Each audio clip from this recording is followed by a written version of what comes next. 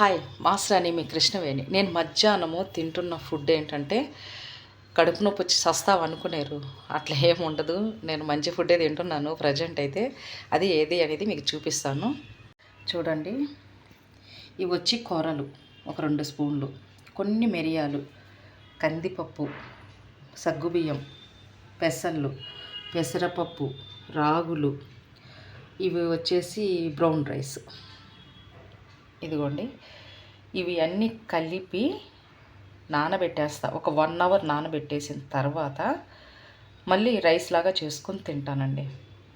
ఇదిగోండి, ఇలా తయారైంది మొత్తం. అన్నీ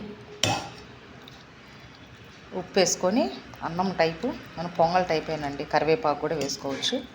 దీంట్లో పెరుగు అన్నం తినొచ్చండి. పెరుగు కలుపుకొని తింటే ఇంకా బాగుంటుంది. అన్నీ సలవ పదార్థాలేనండి. మీకు ఆల్రెడీ ఒకసారి చూపించాను, మళ్ళీ చూపిస్తాను. అన్ని రకాలు కలిపింది. ఇది నైట్ మిగిలిన తింటాను. మార్నింగ్ కాదు, మార్నింగ్ అయితే ఇది రైస్ అవి రెడీగా ఉంది. ఇది మధ్యాహ్నానికండి.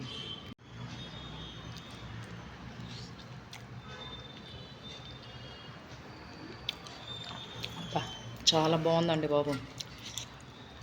దీంట్లో ఇది ఇట్లా షూటింగ్స్ కూడా మంచి బాక్స్లో పెట్టుకొని తీసుకొని వెళ్ళిపోవచ్చు. వయసు అయ్యే కొద్ది ఎముకలన్నీ అరిగిపోతూ ఉంటాయండి. కొంచెం కేర్ తీసుకోవాలి కదా. ఇప్పుడు నేను చూపించిన పదార్థాలన్నీ కడుపు నొప్పి వచ్చేటివి కానీ ఏమైనా ఉన్నాయో మీరు చూడండి, చెప్పండి. సగ్గుబియ్యం సలవ, పెసరపప్పు సలవ, పెసళ్ళు సలవ.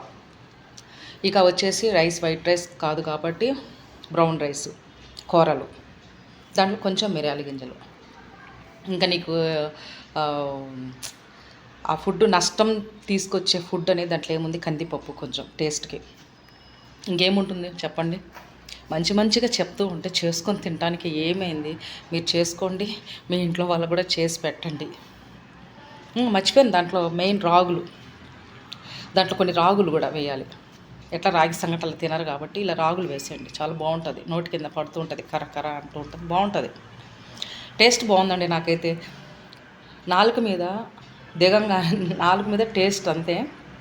లోపలికి వెళ్ళిపోయిన తర్వాత ఏమవుతుంది కూడా ఎవరికి తెలీదు. మనం ముందు హెల్త్ కాపాడుకోవాలి అంటే నాలుక మీద రుచులు ముందు పోవాలి. ఆ నాలుక మీద రుచి అనేది తగులుతూ ఉంటుంటే హెల్త్ కూడా ఖరాబ్ అవుతూ ఉంటుంది. రుచి ఉన్నా లేకపోయినా మనం ఏం తినాలి అనుకునేది కొన్ని ట్రిప్స్ ఉంటాయి కాబట్టి ఫాలో అవ్వండి. మంచిగా హెల్తీగా ఉంటారు. అందరూ బాగుండాలి కదా.